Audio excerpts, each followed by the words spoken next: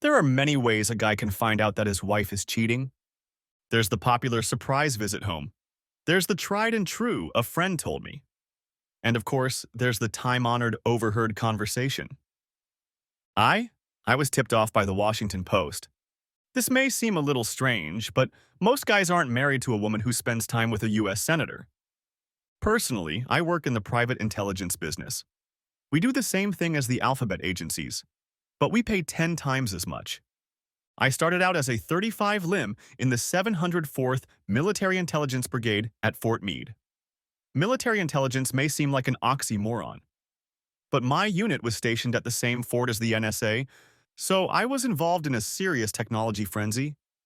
I was a 23-year-old guy fresh out of Carnegie Mellon and a 97 Bravo course at Fort Huachuca. Needless to say, I was completely confident. I had a badge and the title of Special Agent. But in reality, I was just a nerd from the small town of Madison, Wisconsin.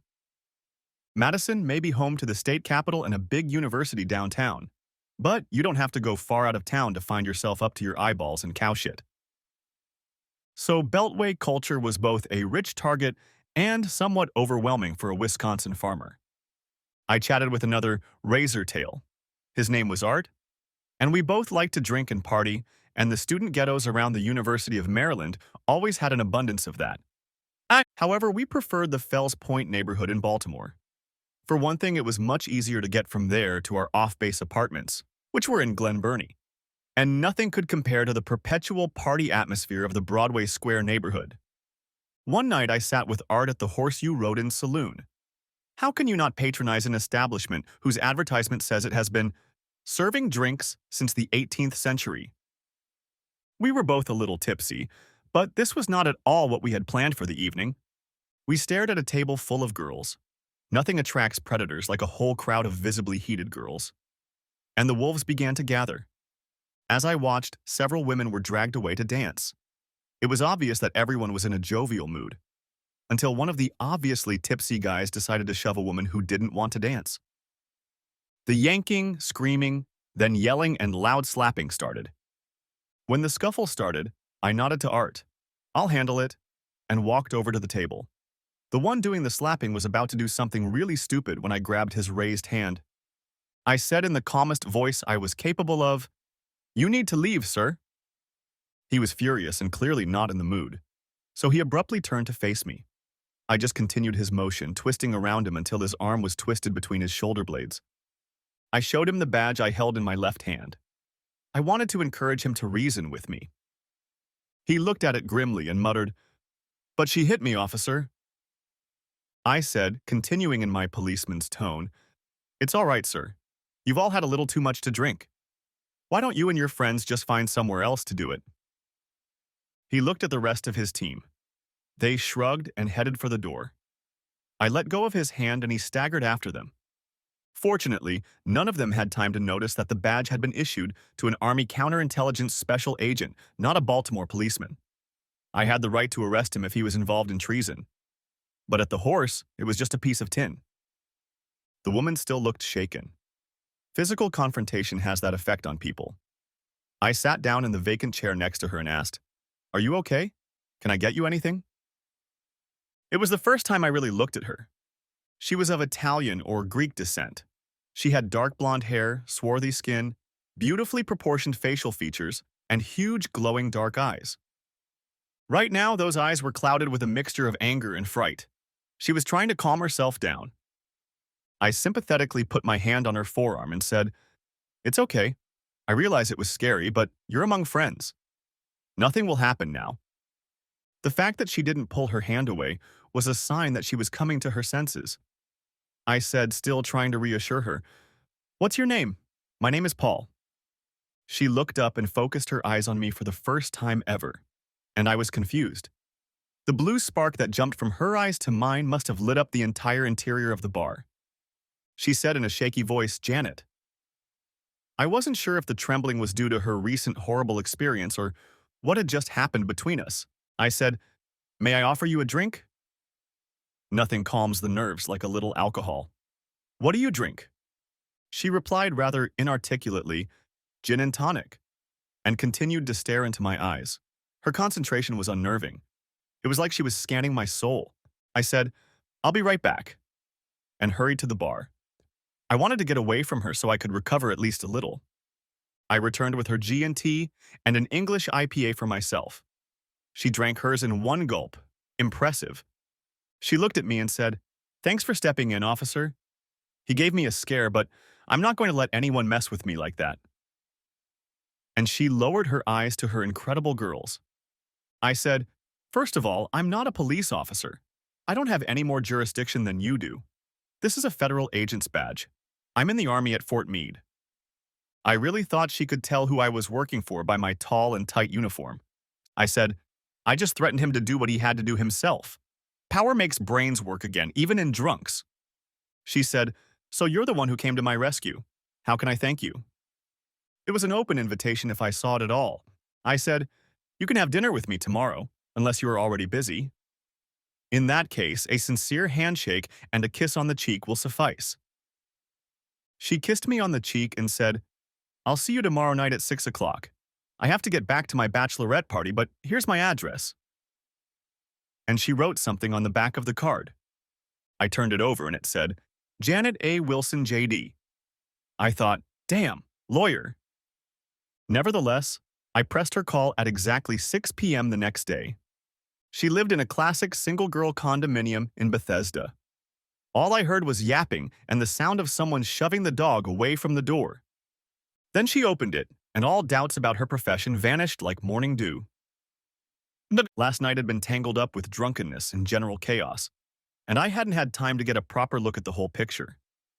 Truth be told, I couldn't take my eyes off her massive bob last night. She was still struggling with something that resembled a hairless rat, but I figured it was a chihuahua. But she said, "Sorry about that. Chiquita thinks she has to protect me from everyone." The rat showed me its teeth and let out a low warning growl. I said, "That's okay. I love dogs." I didn't bother to add that my dog is a 100-pound Shar-Pei, Pit Bull, and Labrador mix named Buster. She pulled her varmint into the room and closed the door. Then she stepped out into the hallway and took my hand in that universal gesture that women use to indicate possession. She asked, "Where are we going?" I replied, "I thought we'd try to stop by the Blue Duck. I want to get to know you better, and their outdoor patio is a nice quiet place to do that." It was a beautiful, clear fall evening in Washington. She looked delighted. She said, "I've heard about this place and I've really wanted to try it. Rumor has it that it's very romantic there. You don't have anything planned, do you?" This was said with a flirtatious smirk. I jokingly replied, "Only if you do," and she hugged my arm. I drive a silver Mercedes SLK. Like all good German guys, I love superior engineering, and no one does it better than my people. Okay, maybe my people settled Wisconsin in the late 1800s, but the conventional wisdom in our family is that once a German, always a German. She was surprised. Pleasantly, I hoped. She said, "I thought all you big macho guys drove muscle cars?" I replied, "I don't like to advertise it," and put the silky smooth transmission in gear. We talked all the way to the restaurant, and then we talked some more. Janet was a Senate Armed Services staffer. She had grown up in affluent Chicago and received a classical education at Northwestern University and the University of Chicago Law School. She was 24 years old like me and was beginning to settle into the culture of Capitol Hill. The more we talked, the more we bonded. She was stunning. But she wasn't just beautiful, she was smart, direct, and very funny. And then that evening I drove her back and dropped her off at the door. We stood like that, in an embrace. She said, "I've never felt like this after a first date, but if you come on a second date, I'll rock your world." The next night we went to Blues Alley and she wasn't kidding. We listened to music and had a couple drinks each. Anyway, we got back to her house and she said, "Why don't you go to her place for the night?" So I went. I wasn't that stupid. In my experience, women with powers like Janet's usually don't bring anything else to the party. They seem to think that the guy should just be grateful that the woman deigned to let them handle the goods. That's how it all started. We dated for 6 months. That's how long it took for us to feel completely comfortable with each other. I met her parents when they came to the wedding. I could tell they admired mostly the uniforms and medals. That's what the uniforms were for. I wasn't going to educate them about fruit salads. For the most part, it was the same crap everyone else had. The Army likes its soldiers to look like heroes when they're dressed up. We settled into a small apartment in Greenbelt. She could take the Green Line to L'Enfant and Capitol South, and I could take the Baltimore-Washington Highway to the fort. It was an idyllic period in our lives. Even the dogs slept together. Although I worried about how 100-pound Buster wouldn't accidentally crush 5-pound Chiquita in his sleep. Janet was advancing in her career among congressional staffers, and I was finishing my service with the rank of captain. After my discharge, I was hired by a private firm in Roslyn. I did the same analytics, but the pay was 6 figures, which had to do with the amount of money for the war on terror that was swirling around in Washington. We mortgaged ourselves to the hilt and bought a condo on the C&O towpath in Georgetown. Vienna would have been a lot cheaper, but we both loved the Georgetown atmosphere. And we did everything 34-year-olds are supposed to do there. Our love life was still perfect. We made love 4 or 5 times a week and often more than once. And we had a tender, easy relationship the entire time we were together. We laughed a lot and spent wonderful quiet Sundays alone together, with a book and Chopin playing on the house speakers. All in all, it was everything you could expect or ask for from a marriage. One of the advantages of working in commercial intelligence is that you have a 9-to-5 schedule, not like it was when I was on active duty. I did mostly analytics with a team of GWU and Georgetown alumni who had puffy eyes and puffy tails. It was the usual general threat assessment I did in Army intelligence. But it was a superficial attack that was more business than military. So I dressed workmanlike, not in BDUs and a beret, but plain. My men were only 8 or 10 years younger than me, but because I was in the service and was their superior, they treated me as if I were Methuselah. I liked that respect, but I missed the camaraderie I had with my crew at the fort. Janet was dressed as usual, businesslike. A smart and capable woman like Janet wants to be appreciated for what she does, not how she looks. Her work schedule was a little more erratic than mine because she was tied up with the committee. There were periods when she would spend her free time working on constituency projects and would get home well before I did. Then there were periods of overload, especially at budget time when she could be on the Hill all day and into the night. The previous December, Janet had been promoted to a senior political position. It was a nice pay raise, but the downside was that she had to spend late evenings on the Hill and at committee events. The promotion was unexpected because you usually have to do a long internship before you get one of the real advisory positions. But she's a very smart woman, and frankly, I thought she was much more capable than the guy she was counseling. So it was well-deserved, at least in my opinion. She was the chief counselor to the chairman of the policy committee. The chairman himself was from one of those Bible Belt states where, judging by the people they kept sending to Congress, you wondered if any of his constituents had finished the 9th grade before marrying his sister. I met him several times. He was straight out of central casting for senators, manly in stature, with a straight look and a determined chin. He was in his 50s and 60s and had the determined look of a leader. But in reality, he was trickier than a deer gut on a doorknob, had never served, and his thick, wavy hair was covered in a bob. Nevertheless, he was fluent in the foghorn technique of Jay. He told the herd what they wanted to hear, no matter how illogical the message. It was a delightfully cynical approach to political reality. But the people who voted for him were still cattle. My own assessment of the guy was that he was a complete narcissist with the personal integrity of a used car salesman. In his mind, everything was for sale. But he served 3 terms in the Senate, and the seniority system put him in a position where he could prove, without a shadow of a doubt, that power corrupts. His blonde wife was as elegant and sophisticated as her husband, a convinced redneck. She apparently came from big money and had a lot of influence in their state, which was why a respected member of Congress ended up in the Senate. She looked like an aged Grace Kelly, blonde, slender, and regal, and his 4 children were a stepping stone from 19 to 25. All of them attended out-of-state schools, which spoke volumes about how the senator felt about his state's education system. Janet said that this questionable paragon of American democracy in his personal life was actually a down-to-earth and kind guy.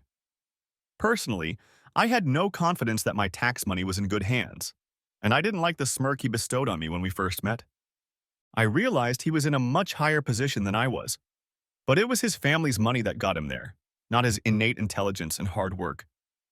As a senior member of staff, Janet was expected to attend events related to the committee.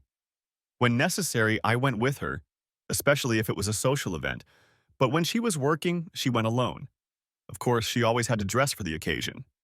I was sitting in our room when she appeared in the doorway to say goodbye.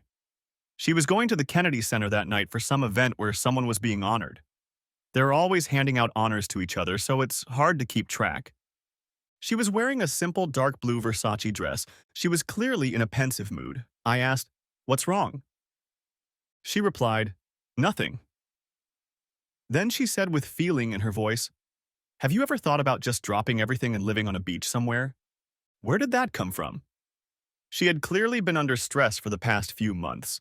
But with the new fiscal year and all the appropriations battles, September is a tough time on the Hill. I thought maybe she's just exhausted from all the hidden machinations. I replied, "Actually, no. But my job isn't as stressful as yours. We should talk about it. Maybe it's time to talk about selling your services on K Street." She frowned and said, "Maybe it is. But power is hard to give up. It's intoxicating." Then she brightened up and said, "Why don't we go to Point Lookout next weekend? It'll just be you and me and nature there." And she threw me one of her trademark hot looks. I realized what it meant. We were sailing on a C&C 40, and we spent one of our most romantic weekends relaxing in Piscataway Creek near Fort Washington. We enjoyed the peace and quiet of nature and rocked the boat from time to time. Then we'd end the weekend with a nice dinner at National Harbor or Old Town Alexandria. I said, "Sure, babe. We need to get you away from all this craziness and back to you and me. Just like the good old days, before you were a power broker on Capitol Hill." I stood up and walked over to her to kiss her goodbye. She looked sad, but she looked at me with complete devotion. She turned and walked toward the door in her 4-inch stilettos, leaving a trail of her special perfume behind her. It's a scent that makes a man incredibly wistful. She looked back and said, "I'll probably spend the night at the Watergate. There's a reception there, and I don't want to drive back after drinking so much." There was nothing unusual about this. It was her usual routine since she took over as senior. So I jokingly said, "I'll be safe and sound here, and no prostitutes or call girls, I promise." She looked at me like she wasn't sure I was joking.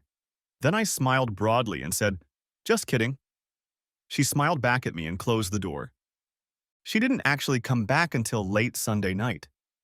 She called in the morning and said there was some business going on in the Russell building, and she would be busy with paperwork all day. Finding nothing better to do, I spent the day in the marina doing whatever needed to be done to keep the boat in shape. As the old saying goes, if you want to know what sailing is all about, just get under a cold shower and tear up $50 bills. Nevertheless, it was a totally relaxing and rewarding day. I took a nap, ate on the boat, and drove back. Janet arrived less than half an hour later. She immediately went upstairs to drop off her things and change her clothes. As she left, she took a small bag with her. I was waiting with a fresh G&T when she reappeared. She was dressed in tight yoga pants and a big loose University of Chicago sweatshirt.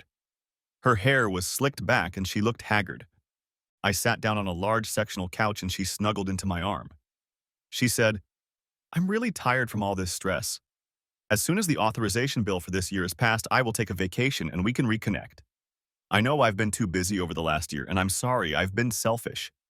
I promise that things will change. Just not tonight. I'm too tired to enjoy it properly. But be ready tomorrow. I won't go to the office. I'll lie here all day, so I'll be rested." With those words, she finished her drink and headed upstairs. I sat there for a while longer, pondering her words. She had indeed been strange for some time now, and she was also leaving the house much more often than usual.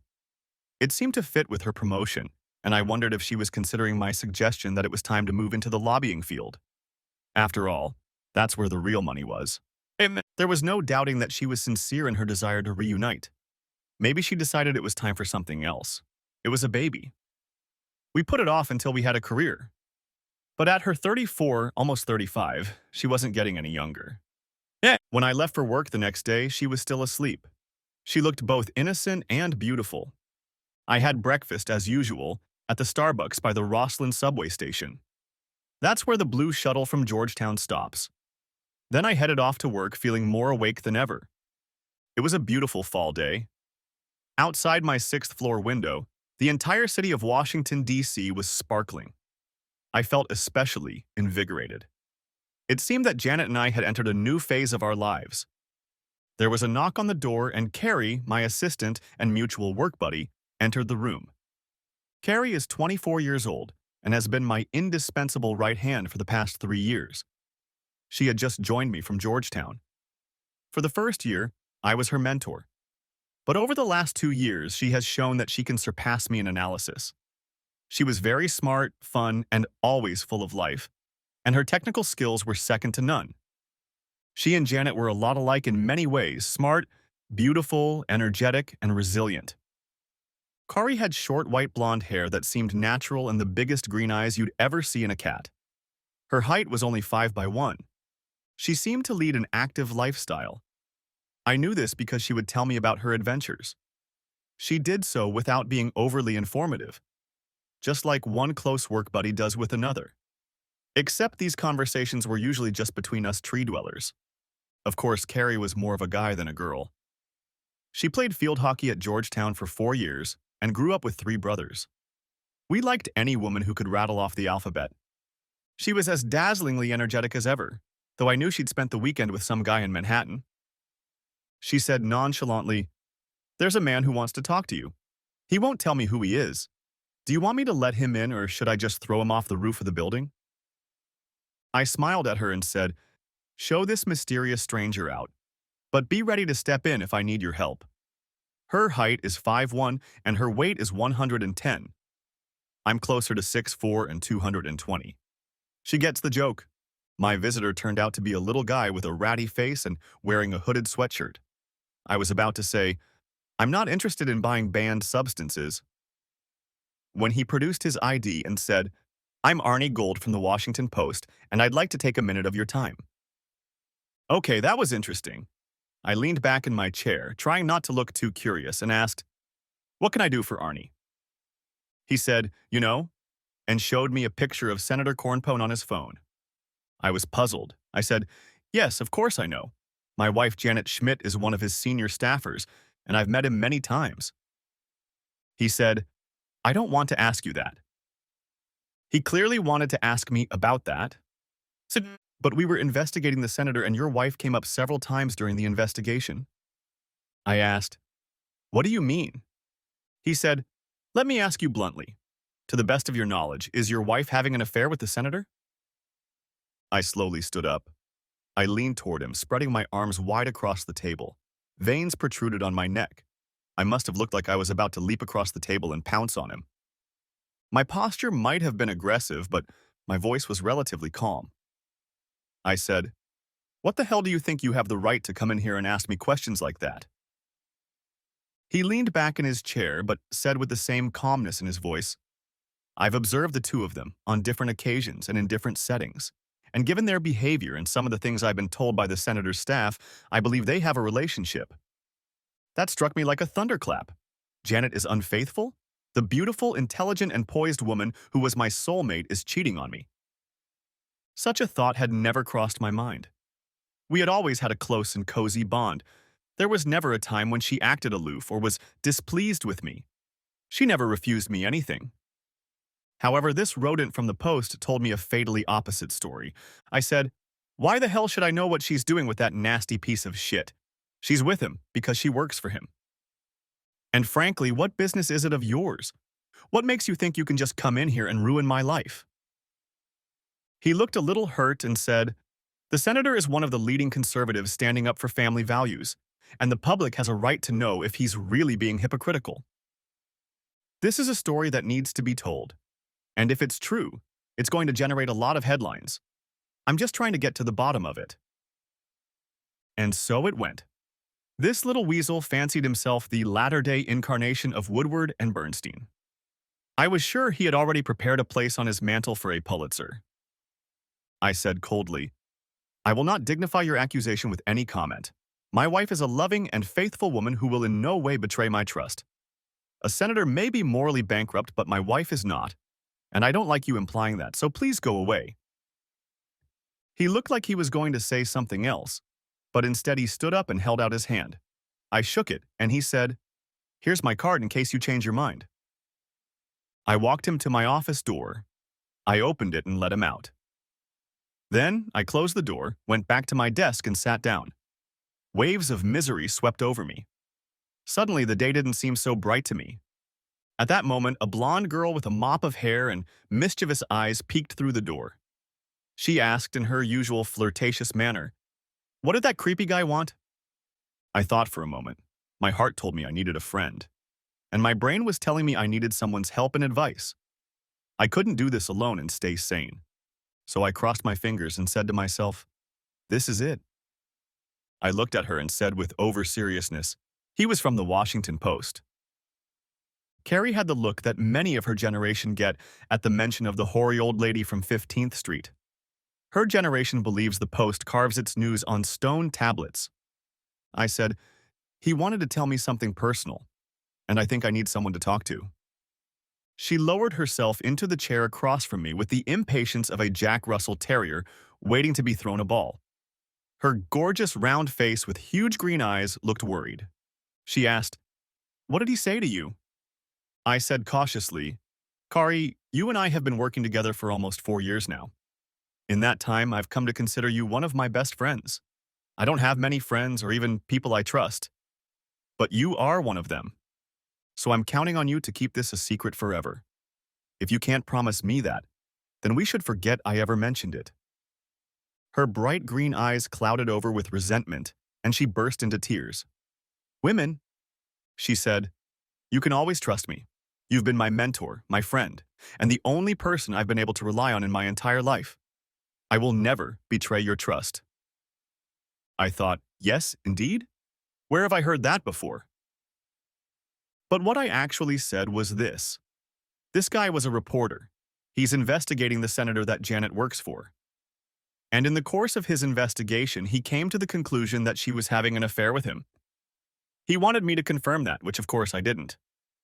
But if there really is something between them, I'll be all over the 24-hour news. I think you realize that would be both personally embarrassing and a complete breakdown of our marriage.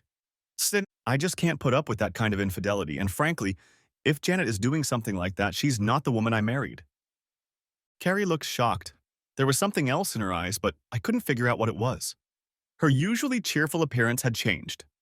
Her face went from a beautiful, fresh glow that made her look about 16 years old to a much more rigid and focused one. In that instant, I realized why she was such an effective analyst. Her mind was the proverbial steel trap.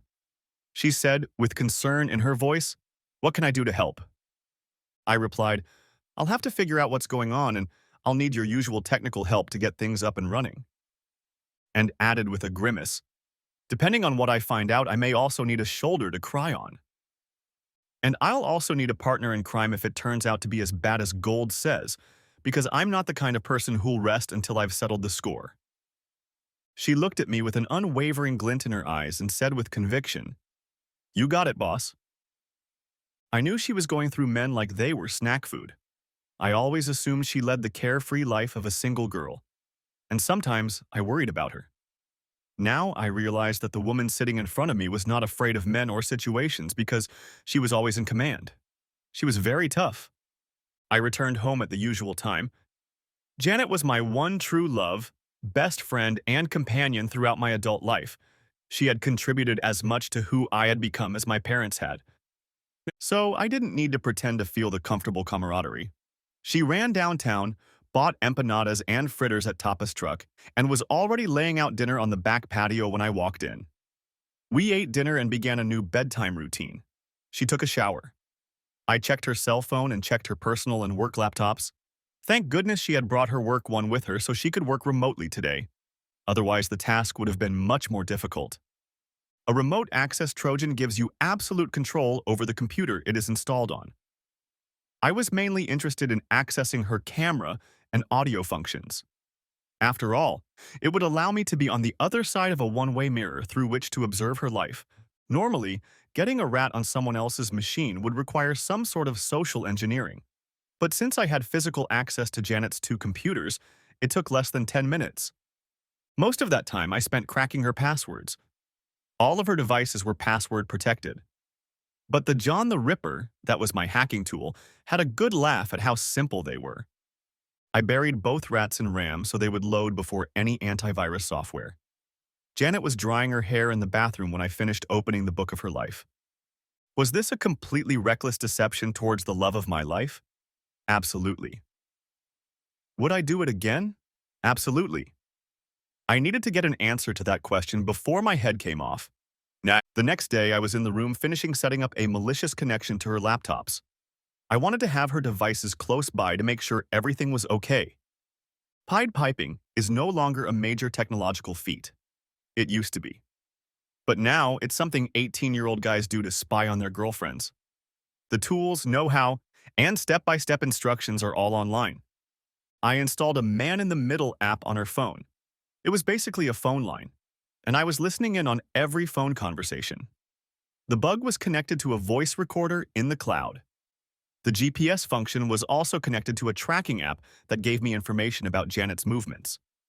The rats on two of her computers were backdoors. They gave me complete control over the laptop's functions when I accessed them from my device.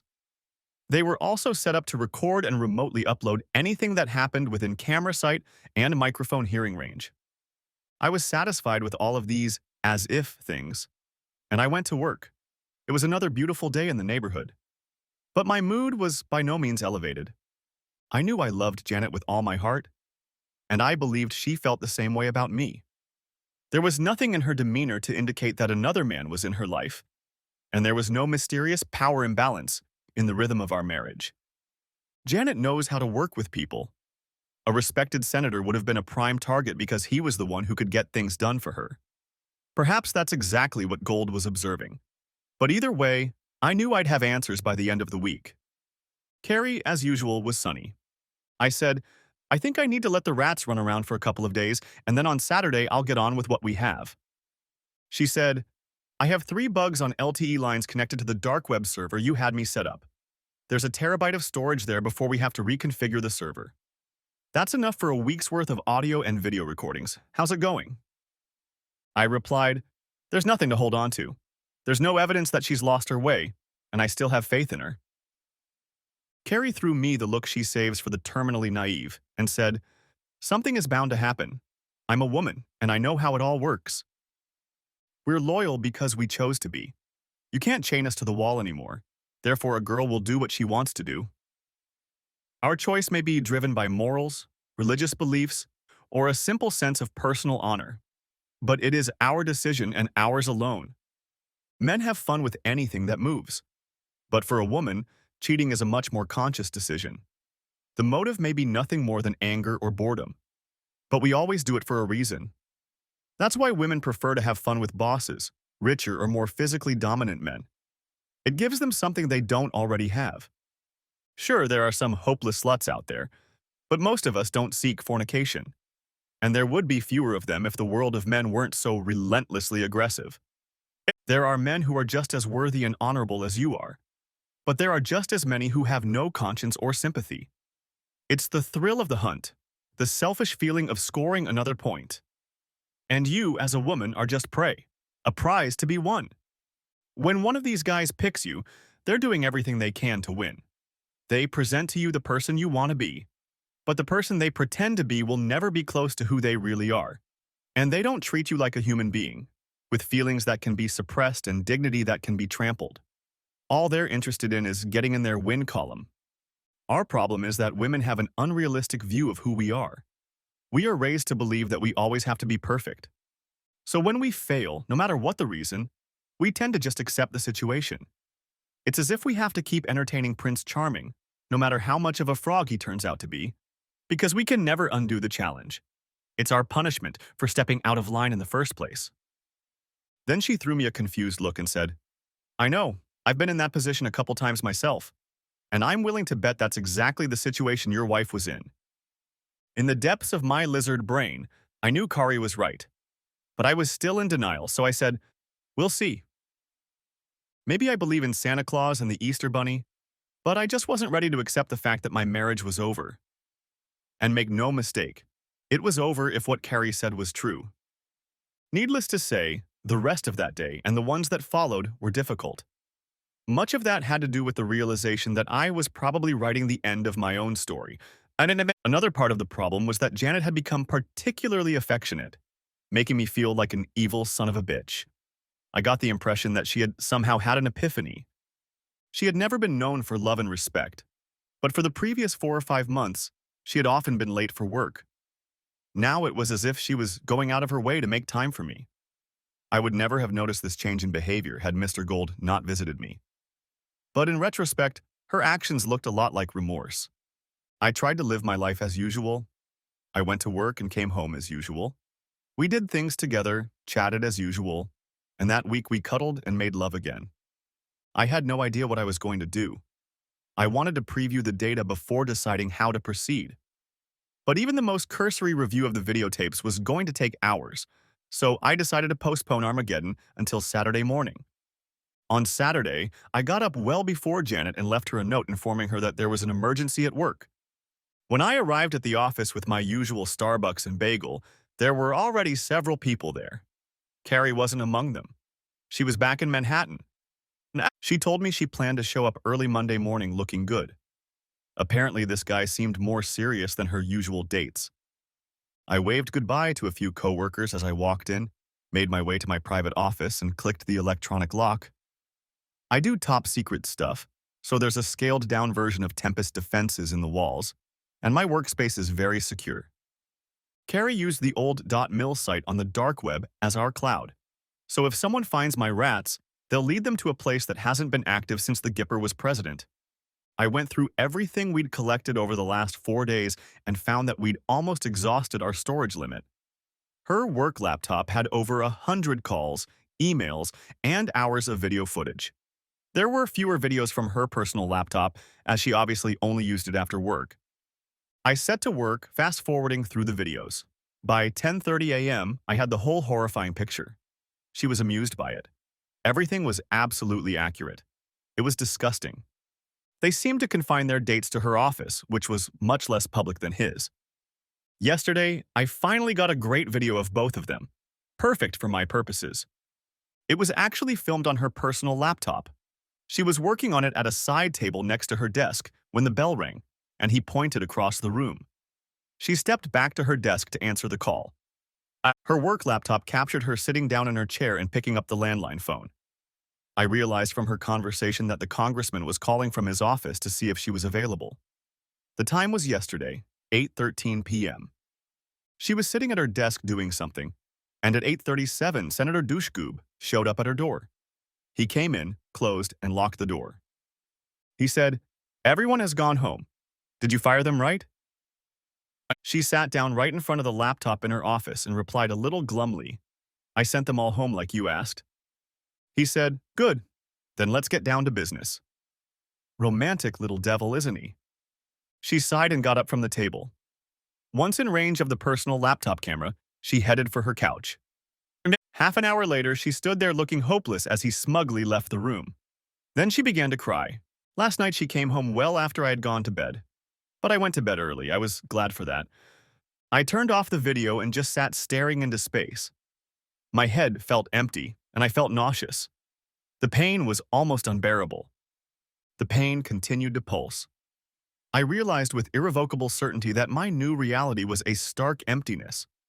I kept telling myself that I was strong enough to handle it, but there was a black void in my mind. The impact of this thing just overwhelmed me. I put my head down on the table and burst into tears for the first time in 30 years. It was embarrassing as hell, but thanks to the shielding, no one could hear or see me. After a couple minutes, my self-respect awoke in me. I needed to get a grip on myself and start acting. I stopped crying, went to my private bathroom and splashed my face with water. After drying my face, I looked into my red eyes and said, "You're on your own now, soldier.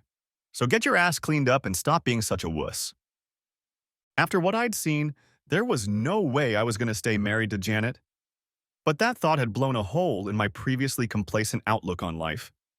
Everyone should have a sense of security. Mine was built around my marriage and hers. Perhaps it was foolish to put all my eggs in one basket, but that was the path I had chosen. Now I realized how mortal I really was, and it was truly frightening. Nothing was certain for me now except death and the burning hatred I had for Senator Jubal Early Simpson.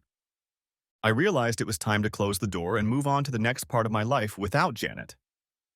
The terrain I traveled to was as bleak and barren as the desert, but I felt that I could keep the remnants of my sanity if I held on to my hatred. I was still in a fugue state. All I could think about was to retreat to a quiet place and think. As I walked to my car, a completely inappropriate thought struck me. Thank God I decided to take the car and not the blue bus. I couldn't look her in the eye just yet. I didn't want anyone to find me, so I drove the Range Rover to Fort McNair. I have a reserve officer's clearance for that base. I stashed the Rover in the back lot of the NDU near V Street, locked it up and walked 200 yards down Buzzard's Point to James Creek Marina. I cast off and sailed down a short stretch of the Anacostia to the Potomac. I kept the boat on the diesel engine all the way down the river to Belmont Bay.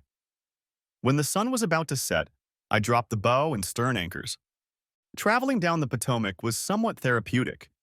It was another beautiful fall day, and I just tried to focus on whatever else suited me.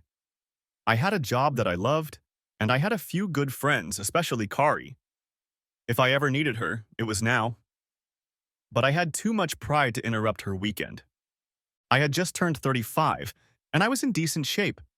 I would find another woman and rebuild my life, as daunting as that prospect sounded. But first, I needed to pay off my debts. The thought of the scorched earth I was about to bring into Senator Simpson's life almost made me whole again. My phone started ringing around 3:30 p.m. I was working out a plan and was totally reluctant to talk to Janet. After that, she called incessantly, and I disconnected the call. There was plenty of alcohol on the boat, but I'm not the type to get drunk to take my mind off things. So I sat in the cockpit in the dark, sipping a Yuengling and listening to the birds and insects of Occoquan Bay. Then the phone buzzed again. I reached to turn it off and saw it was Kari, not Janet. I picked up the phone and said, "Hey, babe." Kari's angry voice replied, "Where the hell have you been? I've been looking all over for you." I replied, trying to sound cheerful, "Hi to you too. How's New York?" Kari replied, "To hell with New York. As soon as Janet called me, I realized the balloon went up here and flew back 3 hours ago. I've traveled every possible place looking for you. You need a friend." A tsunami of gratitude swept over me. Of course I needed someone, and Kari was my best friend. That is, now that my former best friend had disqualified herself. I asked, "Will you tell Janet where I am?" She replied, "Of course not unless you want to." I thought for a moment. All the way down the river, I had been working out a plan, and it depended on not getting the slightest hint from any of the adulterers I knew.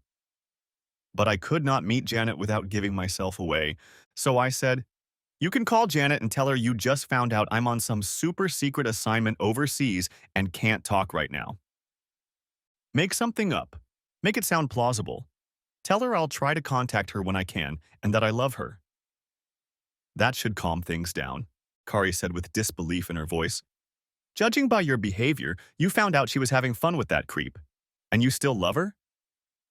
I replied, "Oh, I love her, I just never want to be in the same room with her. Right now I'm trying to piece together what's left of my broken heart. But there are a lot of missing pieces," said Kari. "Where the hell are you? I'm coming to you." I replied, "I'm in a boat. I'm in Belmont Bay off Woodbridge, but don't come." She replied, "I'll be there in an hour," and cut the connection before I could say anything else. Exactly 1 hour later, she called me from the dock at Belmont Wharf. She was standing under the halogen lights, holding a small suitcase. She boarded and disappeared down the gangway. I opened a couple bottles of cold Yuengling. She came out, walked over to where I was sitting, and kissed me on the forehead. She stepped back and held me at arm's length while her huge, bright emerald eyes studied my face. The fact that she was standing and I was sitting, and the fact that she was looking at me almost directly in the eyes, only emphasized how tiny she was. She said with concern, "I know it hurts. Do you want to talk about it?" I replied, "Not really, not right now. I'm still trying to process what I saw, and I may never be able to get over it. It hurts too much, and I don't want to lose it right in front of you. But I want to talk about payback. Can I offer you a beer? And you can help me come up with a plan to end them both? Agreed? She stood up to her full height, gave me the British Navy salute, where she got it from I don't know, and said, "Aye, aye, aye, aye, skipper." So we spent most of the night drinking beer and plotting revenge. Her presence was like a pharmacy full of happy pills.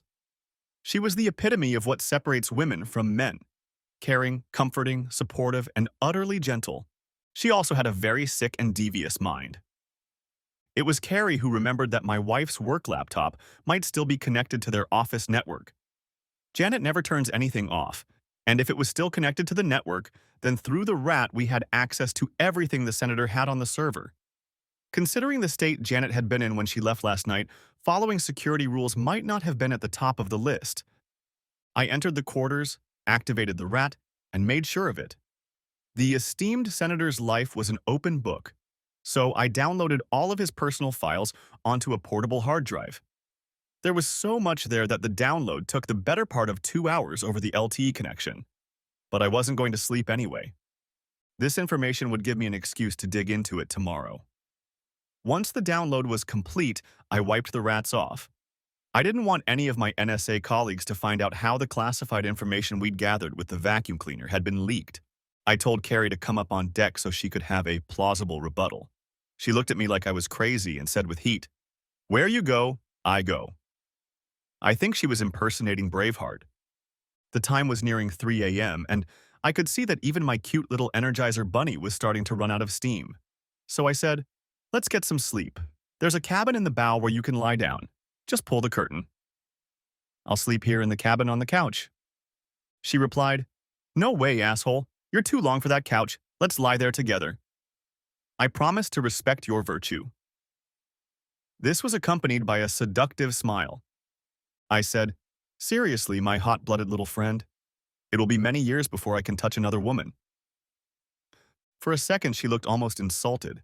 Then she brightened and said, "Of course you're a big dummy. I understand how hard this is for you. I know you loved her, and I realize this must be ripping your heart out by the roots. I'm here as your friend, and I want to comfort you. Just feel my body next to yours and realize you're not alone." I slept in just sweatpants and a t-shirt. She was wearing a long t-shirt. I was lying on my back. She was lying on her side, facing me. And then she got comfortable and pressed her firm little buns against me. She's a paradox, but a very cute one. She may be tiny, yet she is firm, wide, and grounded. We drifted off to sleep, and amazingly enough, I slept for several hours without any problems. She had really changed. I awoke to the sun shining through the prisms of the deck. I was lying on my right side, snuggled up against Carrie. I immediately jumped out of the cabin and rushed to the head. With horror, I thought, "What the hell are you doing? You've lost the love of your life and you're already snuggling up to this pretty girl. Are you really that stupid?" Then I thought, Kari has been my assistant and best friend for so long that everyone calls her my work wife. She's just a familiar and sympathetic face, that's all. And it takes a human connection to keep from going crazy. Shit. The whole world knows she's beautiful. But she's a good person and she was just trying to comfort me. She would never do anything to make your situation worse. And we both knew there was an incredible amount of emotional trauma ahead of me. And there was no way I would dishonor my marriage or my dignity by being intimate with another woman until things were settled. Even one as stunningly attractive and amazingly companionable as Carrie. So I wrote it off as an unfortunate coincidence and nothing more. She wasn't ready to be anyone's woman yet. The fact that she was willing to give up her obviously very active life was a testament to her devotion to me as a friend and mentor. That thought reminded me why I was sitting on a yacht and not at home. There was no explanation for what I was witnessing. And as much as I needed Janet, and I still needed her, I knew she was out of my life. It's a myth that love lasts forever. Love only lasts as long as the conditions that shape and nourish it exist. One of the basic conditions for sustaining love is unconditional trust. A guy may get over a one-time mistake influenced by the moment, but the thought of your wife having fun with another man on demand, perhaps for months on end, simply violates every aspect of the marriage covenant. Such behavior was even understandable, but impossible to forgive. And as a result, my love for Janet vanished as if she had turned out the lights. I would regret her loss until the day I died, but I was no longer attached to her. The only question was how to end the marriage in a way that would cause maximum pain to Senator Douchebag. Any port in a storm. I was sitting in the cockpit looking out over the Occoquan marshes when Carrie came on deck. It was a beautiful day. I handed her coffee in a heavy ceramic mug. She has a thick cap of white blonde hair that she wears short. It would have looked wild on a larger woman, but on her it was adorable. She's cuter than a basket full of kittens. That is until you really look at her. Then you see the absolute perfection of her features and the extraordinary size and depth of those green cat eyes. Her eyes are like the eyes of a hentai schoolgirl, huge and seemingly innocent. But if she lets you look into them, I mean really look into them, you'll see glimpses of deep feminine wisdom. I can't imagine how she became so wise at such a young age, and I said, "Good morning, my dear little accomplice. I hope you slept well." She wrinkled her nose adorably. Carrie has a round face with apple cheeks. She looks like the archetypal head cheerleader, blonde with fair skin and two deep dimples on her cheeks next to her wide, sensual mouth. The dimples appear every time she smiles, and this only adds to the impression of her all-American appeal. Janet, on the other hand, has a gorgeous, exotic, dark Mediterranean beauty, with the high cheekbones of a classic beauty. And Janet has probably never looked innocent in her life. Carrie said, "Before I woke up, I had the most wonderful dream. Do we need to talk about it?" I replied, "Maybe later. I want to talk about something more pleasant first. And that is the ward of the knife with the illustrious Senator Simpson. I need your thoughts on that." She asked, "May I know what caused the crisis? Or is that too complicated for you? I think I can give you better advice if I know the situation." I know her terminology sounds trite, but when she's on a mission, Carrie tries to sound like the high-level analyst she is. I said, "It's being recorded on a laptop in the cockpit, but it's pretty raw material. It pains me to look at it, but I know that these videos can do a lot of damage to the participants. The only question is how to use it." She said, "Let me watch it while you sit here and plan your terrible revenge." She came out of the booth 45 minutes later. She was crying. She just stood there with her hands clasped together and looked at me. She said, "I'm so sorry, Paul. It must be terrible." And then she added, "I'm even more sorry for Janet." What was that? I thought that after observing Janet's promiscuous behavior, Carrie might want to help me chop wood for the fire. She said, "I don't know why your wife is having fun with this creep, but it's obviously killing her. As a woman, I can confirm that she is not giving herself to him willingly." I said this with disgust. "Did we just watch the same video?" Carrie looked at me angrily and said, "Grow up." It was the first time she had ever spoken to me in a disrespectful tone. She said, "Your wife has been broken by this guy. She does what she's told, even if she hates it. And she clearly hates it. I don't know how it happened or what he put on her. But she craved what I saw, no more than a prostitute craves a client. She was just doing it. I'm not saying this so you can get back together, or even so you can forgive her. All I'm doing is letting you know. And I'm telling you that the real culprit is her boss." I said, "Well, I agree with you on that, and I have a couple ideas. But I need to get to a quiet place with strong Wi-Fi." Janet bought The Secret Agent story. Carrie laughed and replied, "She hated it, but she bought it. She said you'd have a lot to fix when you got back." Honestly, I think she thought you were having a secret affair. I said, "So no one will be looking for me on Monday, right?" She replied, "At least none of the officials." I said, "I'm going to drop you off at the marina. Your car is there, right? Then you can go back to your place tonight and be at work early tomorrow morning." She looked like she was going to argue. I said reasonably, "Kari, you have to do it. I don't want any change in the routine, and if we are both absent, it might raise suspicion. Plus, I want you away from the blast radius." She replied, "I'll do that, but only because your words make sense. On the other hand, if you need me, you better call me, or I'll hunt you down and do terrible things to you." I put her ashore by the dock. She stood and watched me cast off into the bay. Then she turned and walked to her car. The last thing I saw was a glowing cap of hair. I had plenty of time to think, heading back upriver. On the diesel, I can get the old girl up to 10 knots. So with the throttles open, the return trip to James Creek Marina took about 3.5 hours. After tying up the boat properly, I crossed V Street and picked up my car. There was no one around. Of course, it was a Sunday morning, so there shouldn't have been anyone around. I took South Capitol through Anacostia to Highway 295, and from there to the Beltway, then back across the Potomac on US 1 through Alexandria to the Hilton Alexandria Old Town Hotel and checked in. I had lived on the ship in the same clothes for almost 2 days, so the first thing I did was go to the Banana Republic clothing store on King Street, and the next stop was toiletries. After I showered, shaved, and put on my new outfits, I felt halfway normal again. I then sat down at my laptop to, as my father used to say, get down to killing rats. Revenge is a cleansing emotion. It gives you focus and direction. I wasn't thinking about how much I was hurting right now. My mind was focused on coming up with ever more inventive ways to make the object of my hatred miserable.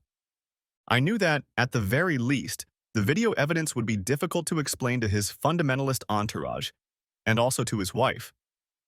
But just posting them on the internet or giving them to Gold would not be enough. First, I needed to have some fun. I realized that my desire to confront this guy was childish, but this son of a bitch had dishonored my wife and ruined my life. And I wanted him to experience the same feeling of hopelessness and devastation that had become my new reality. So I was forced to look that bastard in the eye when I explained the situation to him. I wanted to see his terror when the jaws of the trap slammed shut. I had to see him the moment he realized there was no way out, and I wanted to see him violently resist that knowledge. But to maximize his pain, I had to learn everything I could about his miserable life. I'm not as well versed in all these wired gadgets as Kari is. She grew up in that generation. But I have the experience that proves I'm the best at the analytical craft. So I opened the personal files we pulled from his server. I hoped that a day spent among the senator's deepest secrets would prove enlightening. The server automatically backed up his clients, so even though the dumbass was religiously wiping his computer, the hard drive in his office had a backup of all his personal files. That's what we downloaded. And since the good senator didn't even know what encryption was, let alone use it, his entire criminal enterprise was right there in easy-to-read plain text. It didn't take long to realize that he was using a classic pay-to-play scheme worthy of Detroit City Hall. Only a smug, overly titled jerk with no concept of accountability would have kept evidence of such blatantly corrupt behavior on his computer. But the good senator seemed to think he could do whatever he wanted with no repercussions. I guess if you are in the atmosphere of the Senate, you might see things that way. But it was simple arrogance, and as a result, the senator was about to learn that your actions always have consequences. I'm a small, insignificant David, and the senator probably thought he was an invincible Goliath, especially when he had the power and majesty of the entire federal government behind him. But the virtual world is a game changer. And in this world, the right person with the right technology can defeat anyone. By evening, I had assembled a collection of materials for Gold to analyze. These revelations could win him a Pulitzer Prize. The dossier included names, times, services rendered, and amounts. There were also account numbers and information about where the good senator had buried his loot. Along with this hard evidence of corruption, I also included a videotape. The recordings of kickbacks were criminalized acts. For them, the senator would eventually be sent to prison. But there's nothing like a juicy scandal to get the vultures flying in. And the Post wouldn't need independent corroboration to attach to the video I provided. I recorded everything on 2 thumb drives and put them in an envelope. I was supposed to give it to Gold tomorrow, but first I needed to watch Senator Hrenov squirm. Carrie considered him the architect of Janet's downfall, so I wanted him to experience, at least briefly, what it was like to live in emotional hell. He was constantly surrounded by personal guards and subordinates, so first I needed to bring him out of hiding.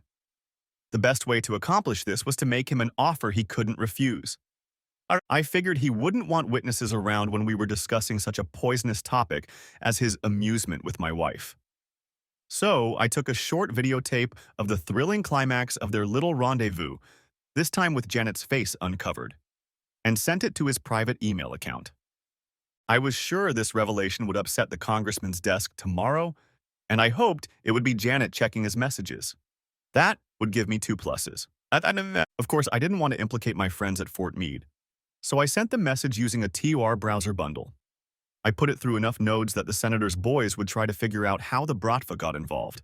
To reinforce the deception, I included a message in bad English. It read, "Sir, you are a very bad boy. We need a conversation now. Please come to the National Mall on Monday at 2 p.m. On the wall, sit closest to the memorial. Don't bring the police with you. You're a bad boy." Maybe. I was about to turn off the light when suddenly I had the urge to call Carrie. I wanted to hear her voice. The phone kept ringing, and I was about to hang up when she answered. She was panting. I said, "Oh my God, did I interrupt something?" She replied, "That's okay. I'm glad you called. Are you all right?" I said, "I'm really sorry to call so late, but could we meet tomorrow at 11 a.m. at the King Street subway station in Alexandria? I'll fill you in on some of the new developments. Now get back to what or who you've been doing." She grinned and said, "His wait will be worth it." I laughed as I hung up the phone. I thought, what a woman. I dozed off, feeling better. I was going to destroy that bastard. But first, I'd see how he'd twist. Janet was in for some bad news, too. And for some reason, I felt sad. Her betrayal had created two realities for me. I hated her to the core of my being, but at the same time, the remnants of the love we had created over the past 10 years remained in me. In all but one undeniable fact, she was the perfect wife, friend, and lover. Those memories were neatly tucked away in another part of my psyche, relatively untouched by my current pain. I was certain that Janet had never meant to hurt me, but that didn't change the fact that her actions had left me alone and destitute. Tomorrow, I was going to settle the score with the senator, and that kept me on my toes. I knew that once it was done and my divorce from Janet was settled, and it sure wasn't going to be easy, I had a hell of a life waiting for me. I waited for Carrie at the subway exit. I tried to convince myself that I needed her help, but I couldn't fool myself. I just needed her. She had become more than just a partner in crime and battle buddy to me. She was the only person I could fully trust and rely on. She got off the Blue Line train at 11 o'clock sharp. I was standing on the other side of the automatic turnstiles as she walked by, looking around for me. When she saw me, her face lit up and she walked quickly toward me, swaying as she walked. She looked calm, collected, intelligent, and in complete control of herself. I said, "I'm sorry I interrupted your fun last night. I should have been more attentive. I just have something else on my mind and I need your help. I know I told you I wanted you out of it, but I can't do it on my own." I replied, "Can you take the rest of the day off?" She replied, "You're my boss, can I?" I said, "Call and say you're looking for something and come back tomorrow. I don't want my disappearance to be linked to yours." She replied, "Got it," and dialed the number. We crossed Diagonal Road near the train station and walked into Joe Theismann's. The lunch crowd was just starting to gather, so we took seats right away. I told her what I had discovered. She said, "What an idiot.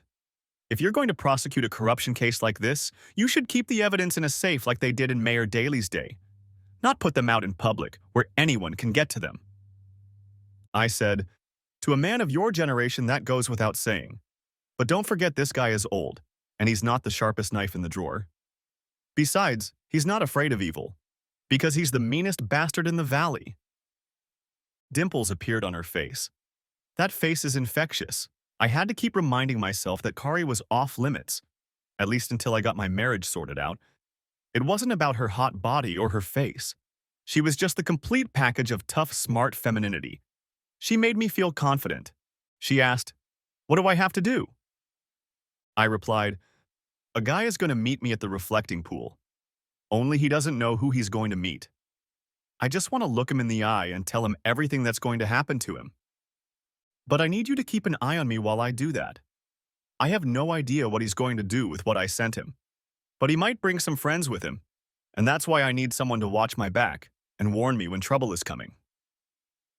We spent the rest of our lunch break carefully working out our plan, and then we parted ways.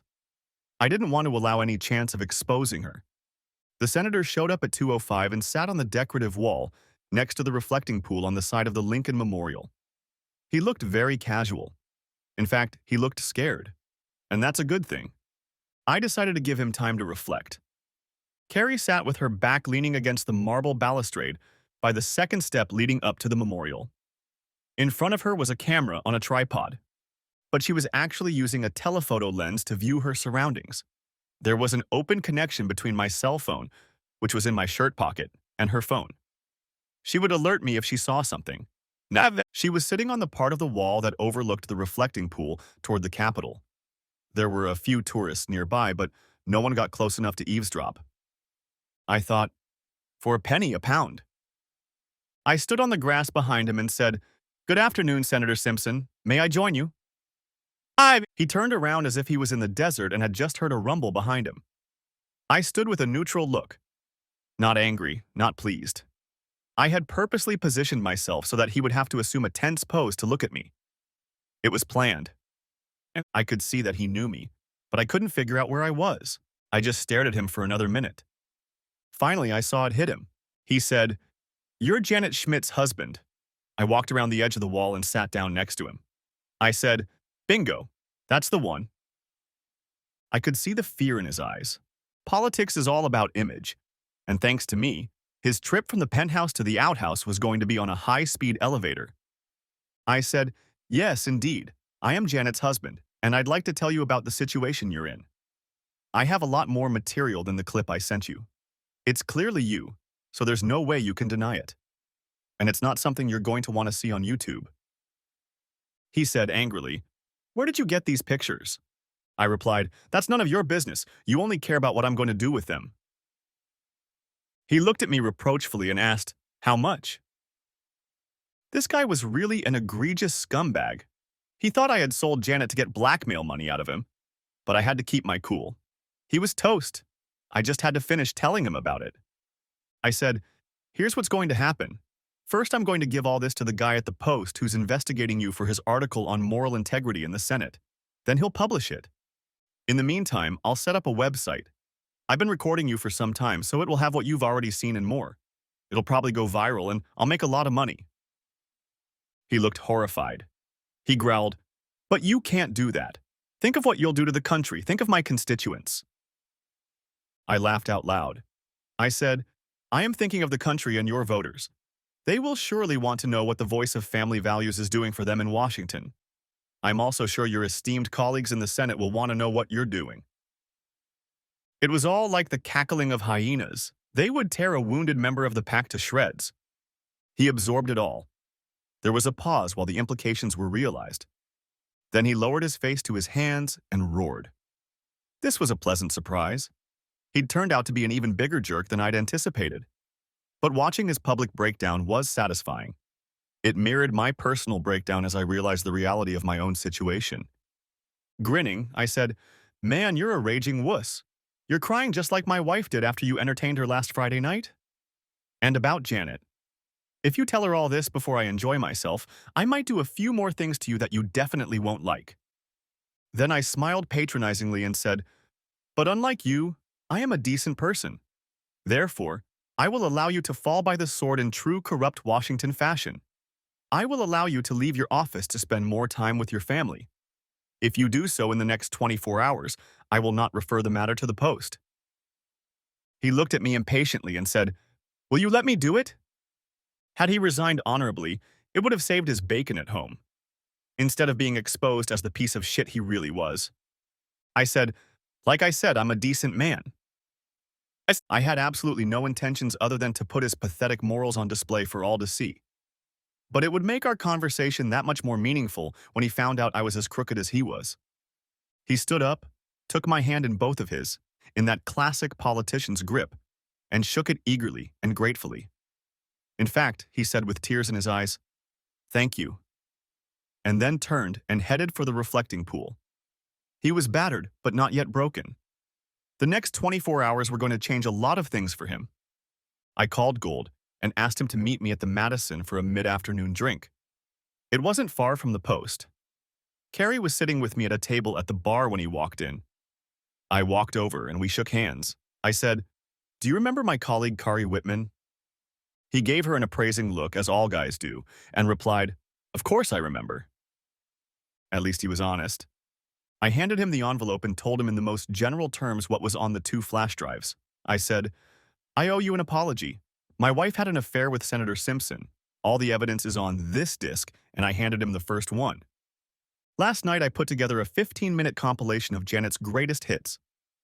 It was killing me to want to relive it again, but I wanted to control what Gold saw.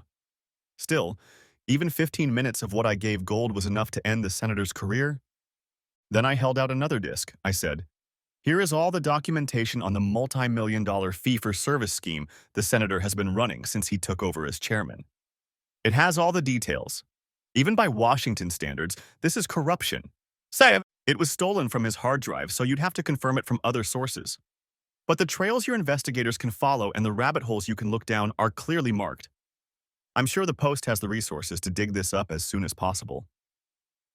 Gold looked at me in surprise. He said, "If what you say is true, this will be the political story of the year, and the good senator will be doomed. I won't ask you how you figured that out, but I can congratulate you. This is terrific stuff."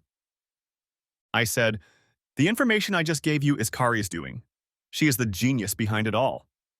He said, "What can I do for you?"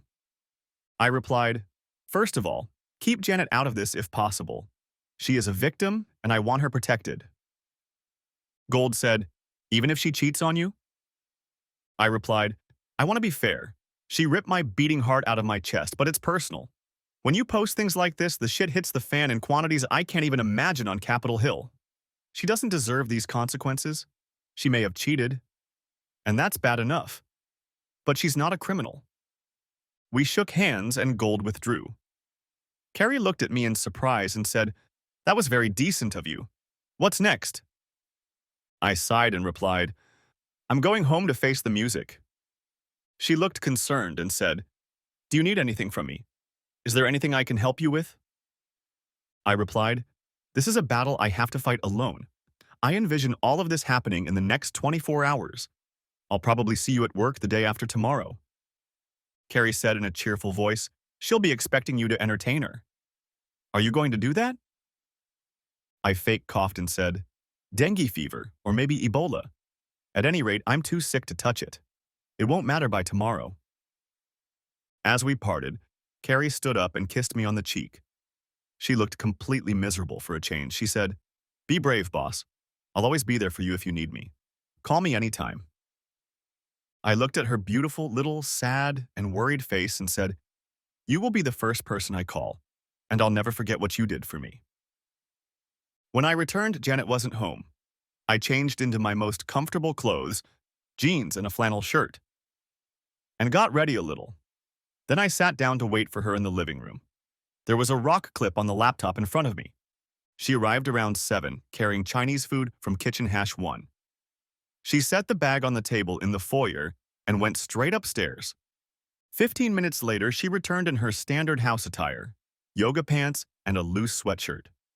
She picked up her bag and headed into the kitchen with a concerned look. When she saw me sitting in the room, she sighed slightly, and a look of boundless joy appeared on her face.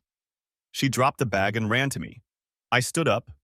She put her arms around me and kissed me hard. Until that moment, I hadn't said anything. I was too overwhelmed with emotion. She pulled away and said, "Thank God you were home. I was so worried. Where have you been?" I said, "Sit down," and gestured to the soft leather chair next to my desk. Then I uttered those 4 fateful words, "We need to talk." She looked puzzled and concerned. She sat down. God, she was gorgeous. I said, "First, I want to tell you that I love you more than my own life. I've never loved anyone but you, and I probably never will. But I know." She looked as if she was about to say, "No, what?" And then it hit her. Her face turned deathly pale. She groaned and said in a strained voice, "Oh God, no." Then she collapsed back into the chair. I said, "I have a video that I'm going to leave here on my laptop. I want you to watch it. When you're done, we can talk." Then I stood up and hit the play button. She flinched. I left the room to the sound of her sobs. I picked up the fallen bag of Chinese food and headed for the kitchen. I put the bag in the refrigerator. I don't think either of us would want to eat tonight. I sat down at the kitchen table and stared into space.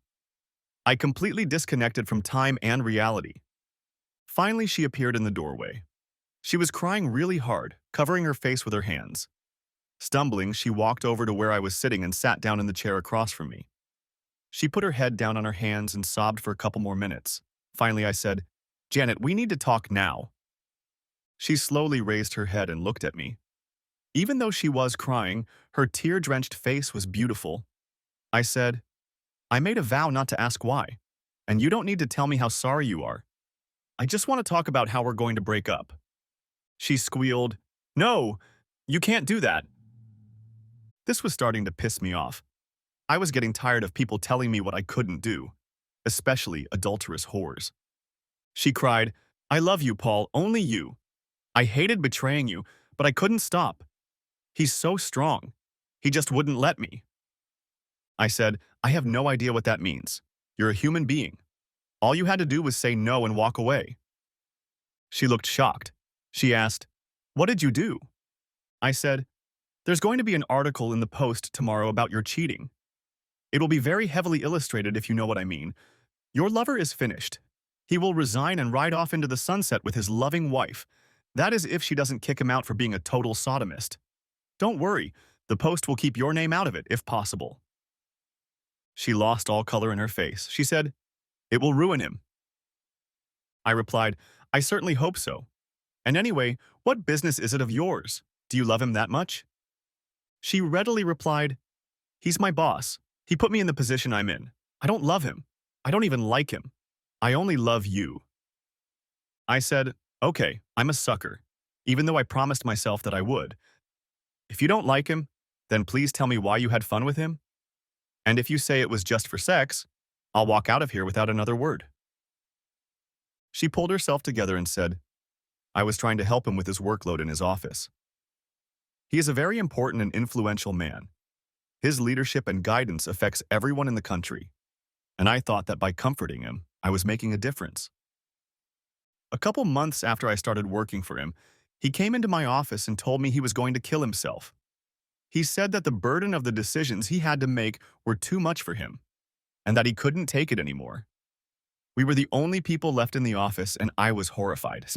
So I just sat on the couch with him and held him while he cried on my chest. I thought, her breasts? What an obvious place to land. He told me that his wife is a bitch and frigid, that their marriage is a sham, not like ours where we love and support each other, and that he needed me to be a comfort and a guiding light. I thought, oh my God, does that phrase really work on anyone other than terminally stupid women? She added, "Anyway, that's what happened. I just did it because I felt sorry for him. That's all." She was seduced by power. It's such an ancient trick, it was probably used as far back as Caligula. Janet added, "After that, he came to see me periodically for a discharge. Then he started taking me to social events instead of his wife. A couple times we even had dinner with the president. It was amazing to be so close to the highest power. I just got sucked into it all." What she had just told me was a perfect example of pure, unadulterated, narcissistic female egotism with a dash of narcissistic delusion. She enjoyed being lusted after by famous and important men. She still said, "I did it to him first, and it made me feel unbearably guilty. I wanted to tell you, but I didn't want you to be hurt. I knew you wouldn't understand the importance of what I was doing." We socialized in different circles. I knew you'd never hear about it. And when I was with him, there were so many people covering for us that I didn't think you'd find out. So I put my guilt in a box and kept it there. With you, I acted the same way I always have. You didn't suffer in the least, and I made sure you were well taken care of. I thought, nice job on the separation, you schizoid slut. She purred, that wasn't even close to how much I love you. When I was with him, it was like I was a different woman. It was naughty, and the power was intoxicating. It was just part of my job. However, it definitely expanded my ego when I realized that such a powerful man needed me. I was changing the life of an entire country. It was also all I needed to walk out the door with no regrets. I didn't know whether to laugh or cry. It was the stupidest argument I'd ever heard. Did she really disrespect me in our marriage so much that she was trying to justify her behavior with a flag?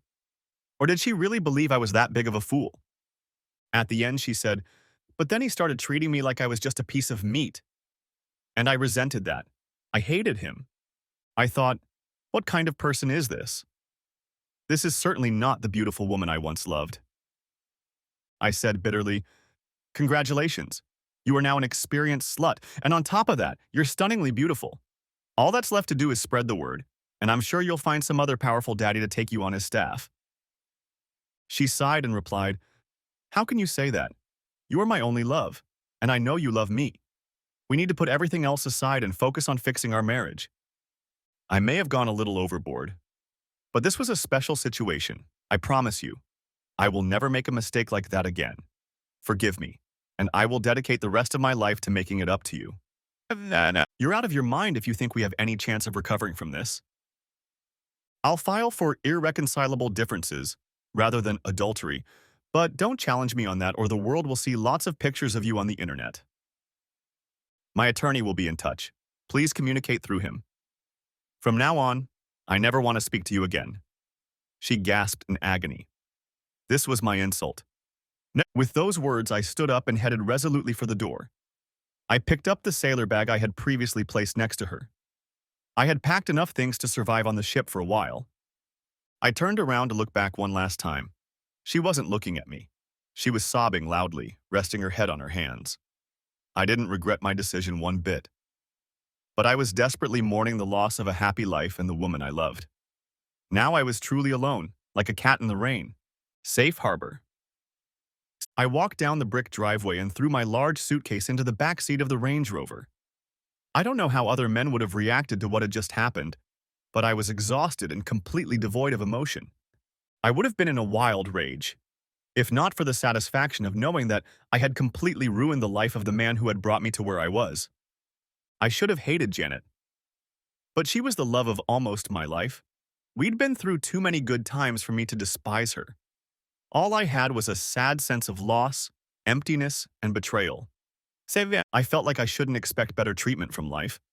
I planned to spend the night on the yacht. I had everything I needed for a temporary stay.